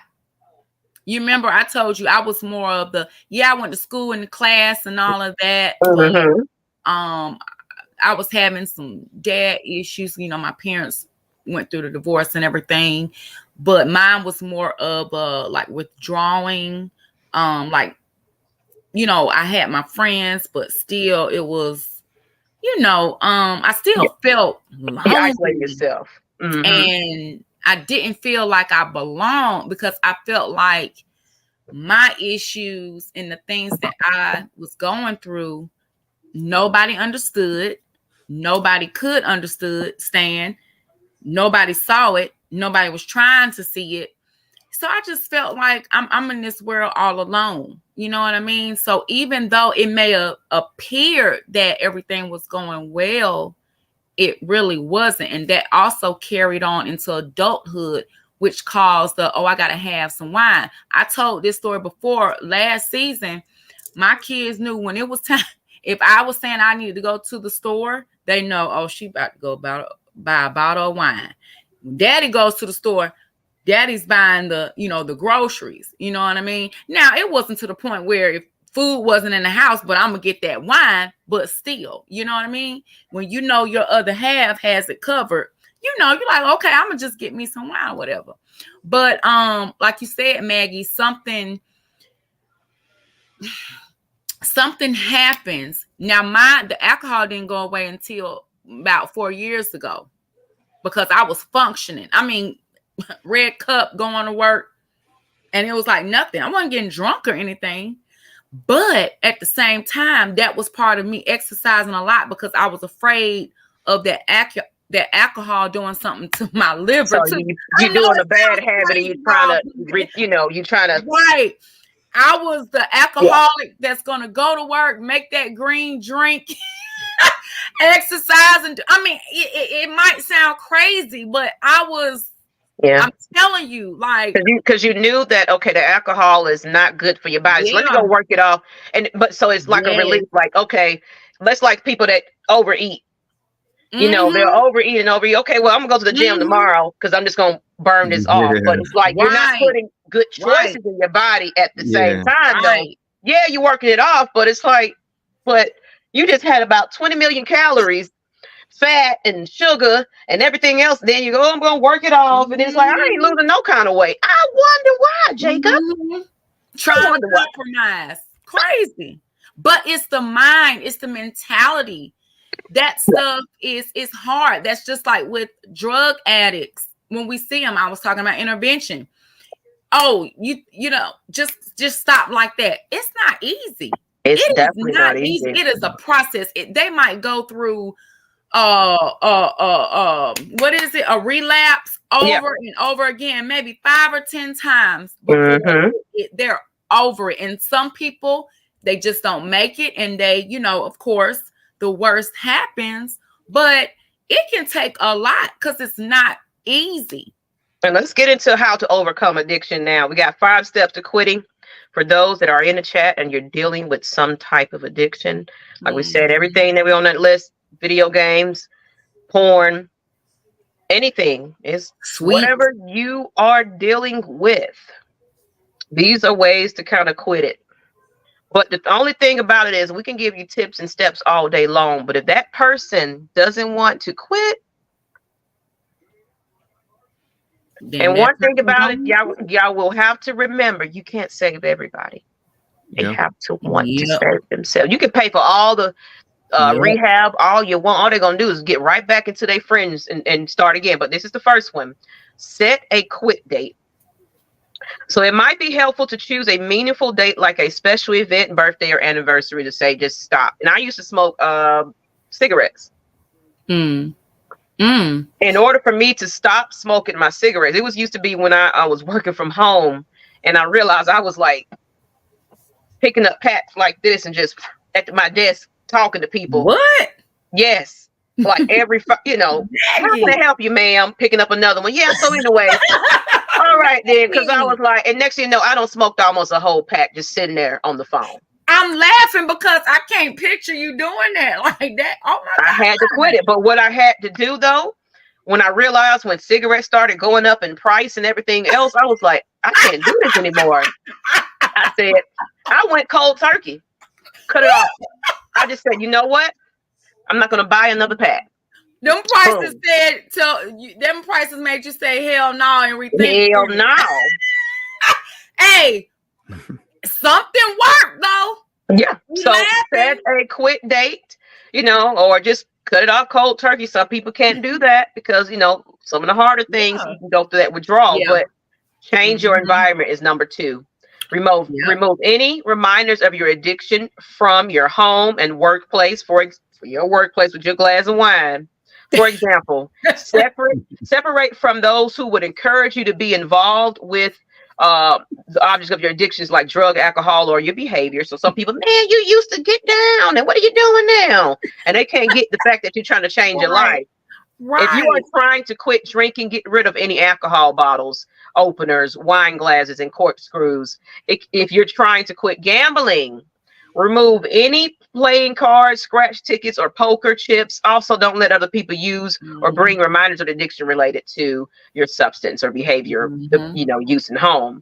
Next is distract yourself.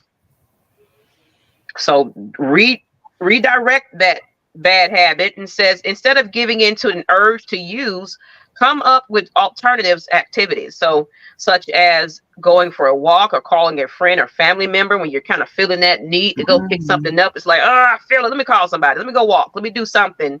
So keep being busy until the urge passes. Be prepared to deal with things that trigger your cravings, such as being in an environment where others are using. So, you're partying and everybody just turning up and drinking. And it's like, come on, man, take some. Maybe you're not quite in the mindset to handle that. So it's like you kind of decline those social gatherings and activities until your body can turn down an alcoholic beverage or whatever. And you're okay. You can start being. But if you're mentally not there, kind of take yourself away from that.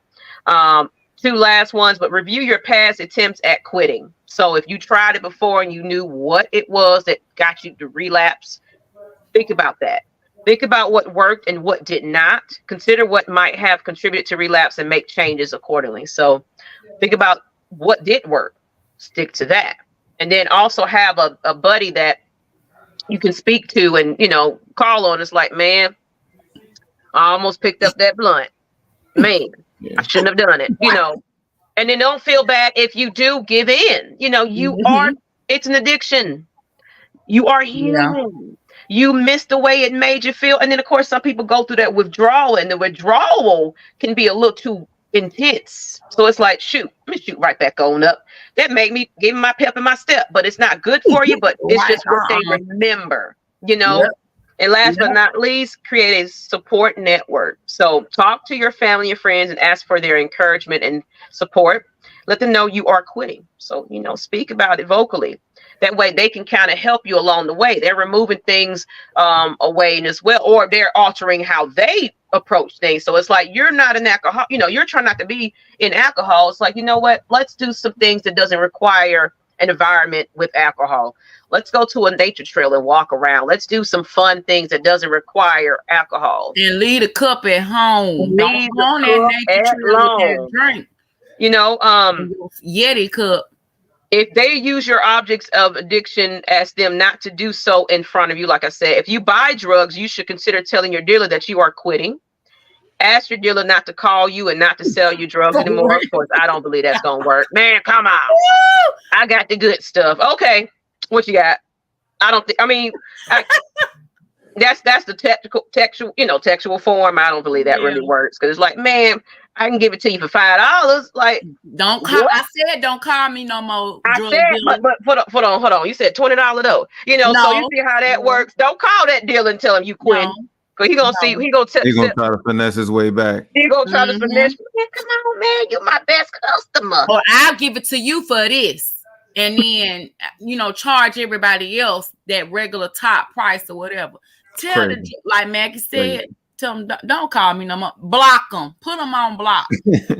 Also, you might want to consider talking to your healthcare provider about the methods of quitting that is best for you. Because, of course, I said there's withdrawals and things like that. So now you got to know what to expect now that you're quitting this substance. And there may be needs for medication that can ease the process for you and increase your chances of success. So, and that's just the substance abuse of, addiction. Porn addiction. You just going to throw away them tapes and stop going on Instagram and X and Pornhub and Starship and get you a real solid relationship and stop all that mess. Your dolls and stuff, throw them away. Burn little Susie up and throw it in her in the trash. You don't need it no more. My goodness. You don't need them tapes anymore, sir. Take them magazines out their bathroom. Mm-hmm. So delete. There you go. Delete. History. Delete them. If you do more stuff to yourself, it's just about as plain as I'm gonna put it. More than you interact with your family and you it's an addiction where it's like you got to. Something wrong. You altering your family life, like, oh, there he go again. You just hear that, like, you know what? Husband, wife, look, don't know about this. We got some problems here, cause I'm for real. We got to handle this shit. The kids and everybody keep asking where you keep getting gone to. No, we about to address this. Ain't no way in hell. Like, you got to leave a dinner table. To go. You can't even eat. Nope. Let me get a quick 5 real quick. That's what they don't come back to this table. Just don't. They didn't even bless the food yet. I remember I was hormonal and pregnant. And this is the time when baby daddy was, we was still trying to work on our little thing. And I wake up. Of course, when you're pregnant, your hormones all over the place. We're going to cut this off. I already know Mike, we don't went about 2 hours. I know it. But I just hear something. I was like, okay, what's going on? He at the computer like this. And, he don't even know I'm standing back there. I'm crying and everything. And I'm doing stuff. You don't find me beautiful, all that kind of stuff. I was like extremely pregnant and hormonal, but it was just odd looking at him do that. I was like, oh, what's good, yeah. Even though I don't care, you can do what you want to do, but I was just extra hormonal then, so it was like an issue. It's like, well, why you ain't in here trying to ask me for? You over at the computer, take care of business. When you got a whole pregnant fat lady back here that you can call up and stuff. And what are you doing? So, porn, masturbating, all those type of things can be an addiction. Did somebody masturbate himself to death? I wouldn't be surprised. Oh man, no! I think about that to death. He dead because of all that. J-Rock. I told y'all. I told y'all to hide your kids and hide your wife. This ain't everybody. It ain't the show for you. That's why I said it ain't the show for you. I'm sorry. You did say Champagne Confession was gonna be a little bit more raw. Just saying. On that note, people, they so quiet and just watching and probably they're cracking up. They probably stunned, don't know what to say. The show is this show just took you out through the ringer. I'm sorry. They still watching, but ain't nobody saying they Look, the number been steady the whole time. I don't see no now comment. Shoot, I'm stunned with them. Girl, they welcome tell to their Champagne friends now. Rock. They gonna share now. What? Listen to this. The man from Kung Fu. Oh, yeah. Mm-hmm. Oh, so that was true. Yeah. Pee-wee, what's his name? He was back there in the Manscaped. The man from Kung Fu. He got in trouble. Back there in the movie theater, taking care of himself. It was that bad. He had to do it in the movie theater. He had that rope around his neck fetish, and there are some weird fetishes out there, and that's a whole nother topic. As a matter of fact, maybe we need to get a little deeper into these type of addictions as well. But leave your feedback, leave your comments. Let's go ahead and close this on out, people. We thank you. Put your flowers in the chat. I want to make sure you guys here. I see y'all, but I don't see y'all. So because they stunned, I'm telling you, they like this episode probably made, but it was a serious episode though. Sorry, guys.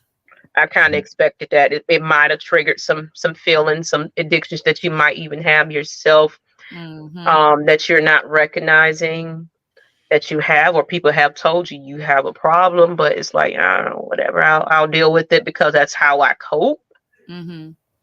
Talk to somebody unbiased. And sorry, for the laugh. I know we laugh, but that's just to make light of the situation because it can get heavy, even though we want to talk about it. But that's like just a coping, thing too, just making light of it. So we don't mean any harm. We don't mean to, just disrespect anyone. So it's nothing with the laughing. So if it triggered somebody, made someone, feel uncomfortable, making it seem like we're not taking it seriously enough, that's not the case. So, if you felt like that, I would personally like to apologize on behalf of Champagne Confessions, before we get into our last sip, that, we understand, that feeling, but that's not where we're coming from at all. So just wanted anybody and everybody to know that. Okay. Yeah. And you're going to get our raw stories as well. Mm-hmm. I feel that you will learn. A lot of people didn't know that about Maggie. A lot of people didn't know that, but I feel that I'm at a point where I can talk about it. Even with my rape situation, I couldn't talk about it for a good minute without getting emotional about it. But now it's like, it's a lesson learned, that it's going to help me in my coaching, my mental health and behavioral health coaching. It's like, well, I lived it. I knew what you went through these stages. So now I can show you from my experience how I dealt with it, what comes with it. So don't feel bad that you're doing these things to yourself at this point. But let's redirect it and change that pattern, that behavior. So I'd rather you learn something from my experiences, Kai's experiences, J-Rock's experiences, because people are not as bold to speak out about it, but they're going through it somewhere internally. It's like, that's my story. So like I say, for my last sip, if we don't get anything else out of this episode, if I can change one life, at least make a point to somebody, I've done my job. You know, so I hope you do take something from this. Read up a little bit more about addiction and, you know, question, hey, do I have an addiction right now? Do I spend too much time on that video game? Am I doing too much on social media where it's like my whole day is that now? I do too much. It's some people just, you're always seeing them doing something, posting something. It's like, don't you got a job? Yeah. Yep. What are you doing? Don't you have a life, period? Don't you have a life? You always on somebody's post. Like, you ain't got to do. But on that note, people, we love you guys. I'm almost done with my certifications. I'm going to be full-fledged. I'm excited, people. We're getting ready to do some focus groups and things like that. Make sure you check out the Discord if you want. And I've been seeing people reach out to me. A couple of you guys been reaching out to me. Just give me a moment. I had to get my life together as well. You know, I got things going on as well. So I'm going to hit you guys back, counsel with you and everything else. I will definitely get back to it. Just give me some time, some patience there. Other than that, we got the Red and Black event, July 13th. I'm going to keep repeating it. It's the Atlanta Falcons Nation Red and Black event. We're going to have us a good old time, July 13th. Look at my social media platforms and find the link. It should be pinned everywhere so you can't miss it. Either RSVP to the Facebook group chat and you know, let me know that you plan on being there, even if you don't have the $20 to get your tickets. But the tickets is going to your food and beverage, as well as proceeds to the for funding school supplies for the teachers to make sure your babies have what they need, because teachers got to pay now. Yeah, they got to come out of pocket for this. The school ain't supplying that no more. So if you want little boom boom in them to, you know, pass, you make sure they got tablets and notebook paper and, you know, erasers and glue and all that good stuff they need, tablets. They need all that. So, you know, get please your whole book bag full of stuff, send it on to the teachers, do what you need to do, or donate to the cause of the Atlanta Falcons Nation Red and Black event. And that's that. Go ahead. Since J Rock, you want to close it on out? Then we're going to go to Miss Kai and we're up out of here. This was a good show. I always like tapping in with y'all. I know it's been a while for me, but you guys, you ladies are doing a good job. Y'all on season 2. Yes. And y'all doing very well. Let's go ahead and get these ladies where they need to be. Let's get them on to that 1K. They at 633 right now, or 632, whatever. Point is, let's get them to 1,000. They're doing a hell of a good job for 2 seasons. Yeah. Thank you. J-Rock, and let them know who you are, what you got going on. I know you adjusting to the work life, but I've been seeing your notifications of you going live a little bit. What's going on with you? Yeah, so March 15th last month, I did a big, large giveaway, which was really fun on my streaming channel. I plan on doing one more to celebrate the 1 year, or not 1 year, the 10-year anniversary of me streaming on Twitch. So I'm going to do one final one.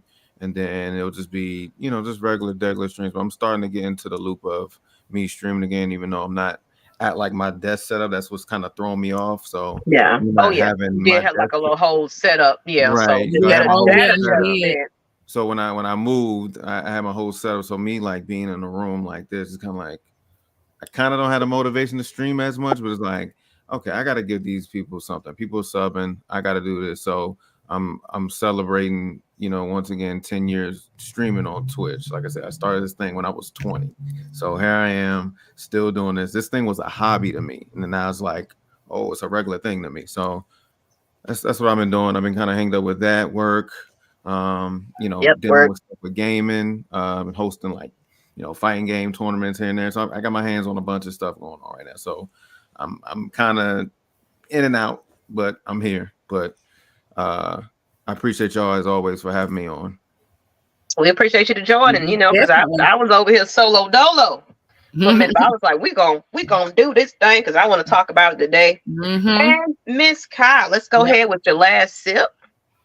Well, look, again, with these addictions are real. Okay.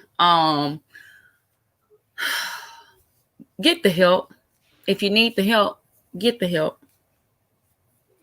Get the help.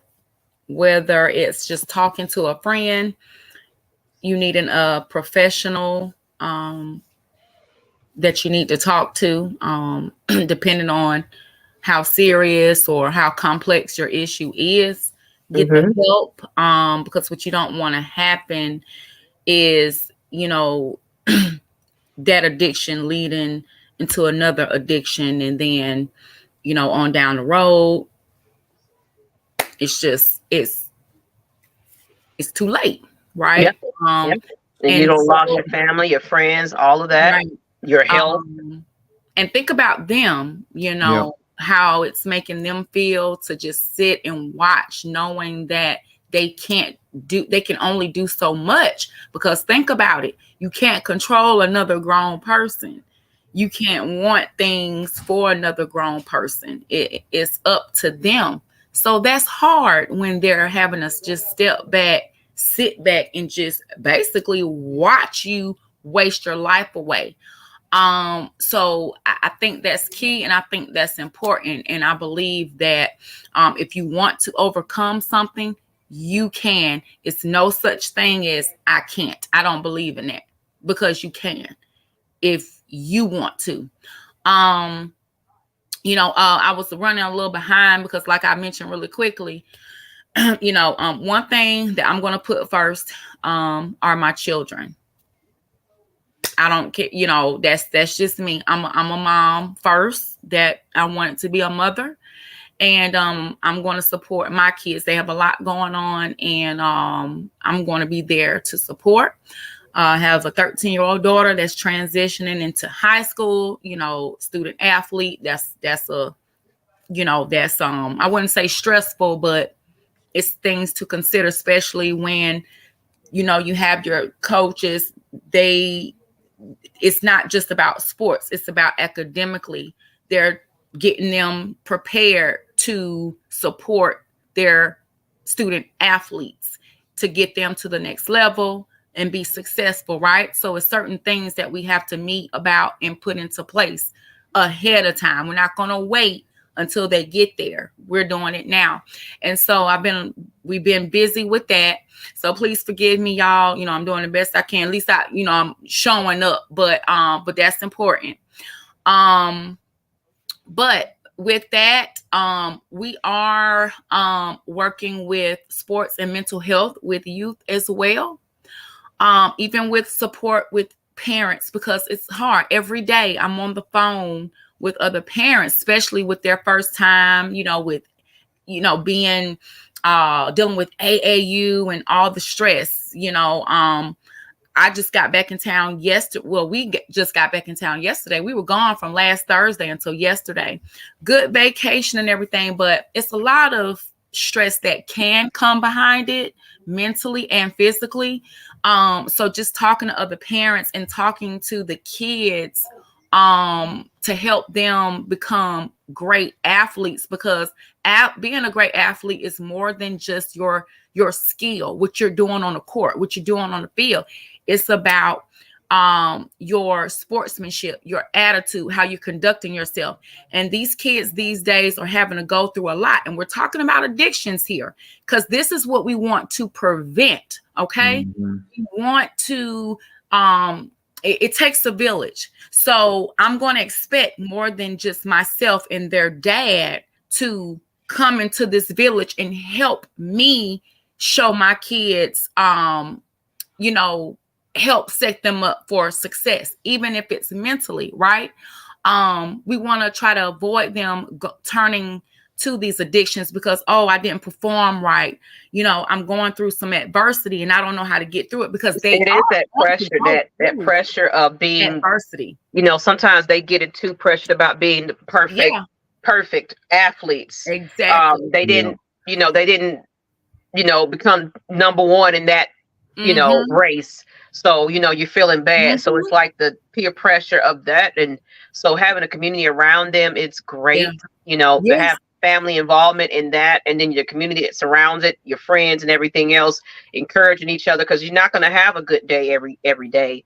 So to kind of handle the the stresses of, okay, I didn't do so well today. Yeah. Yeah, I didn't have a good game. The pressure is on me. You know, my daughter was faced with, well, y'all, good news though. We did bring home a championship this weekend from Florida. So Georgia, it was other Georgia teams out there. They won theirs too. And we just really, really supported each other. And it was really fun. But I'm seeing a lot of pressure that is put on these kids. And so just being around that, I feel like that is mostly where me working with the youth and my calling is, not to say our adults and we want to take care of you guys as well, but we really want to target the youth in certain areas. That's sports, that's in whatever they're interested in, the arts, things like that, the youth period. But we have got to come together to prevent these kids going into these addictions. I'm seeing it too much, and it is so painful to watch because these kids are feeling pressure. And some of these some of these freaking parents and coaches and whoever these leaders are, you know, who are in their lives, these adults, they're not helping. And it's sad. And they're not realizing that how they, even parents' behavior, yelling at the refs, walking down in the middle of the gym floor, jacking the kids up, doing like talking about the kids. Oh, we had an experience to where police were caught. It's a lot. A parent threw a bottle of juice on one of our players, adult parent on a child. And these are the behaviors, and you wonder why, if they make it, they acting like this, and they're on the news for stupid stuff and doing the most. An adult to another child. So if you are an adult who acts like that and you're watching and you're going to watch, please stop, because you look like an ass and you're not helping your kids. You're making it worse for your kids, because these people are not trying to deal with the parents. They don't want to deal with the kids because of the parents. And so you're automatically failing your kid. Yep. Mike, you don't squeeze up in here. What's going on? We getting ready to close it on out. I'm kind of scared to get my opinion now because it looks like I kind of angry. Go ahead, because we can close it out. She got me scared. Can I talk, Kai? Can I talk? You sure? Okay. So I was gonna say you need to get better friends because Kai just been neglecting me, and I'm kind of really upset about that. Yeah, she been hurting my feelings. So if I have any advice for all y'all watching right now, just get a better friend than Kai, because she been neglecting me. So that's the two. I can't even say that word study. I try, y'all. No, like I said, man, take everything seriously, man. Like I said before, I've seen it before, and I've seen it time and time again, where you don't think that the problem that you have isn't as big as it is, but if you have more than one person that's telling you this, please take it seriously. Take it seriously. Stop.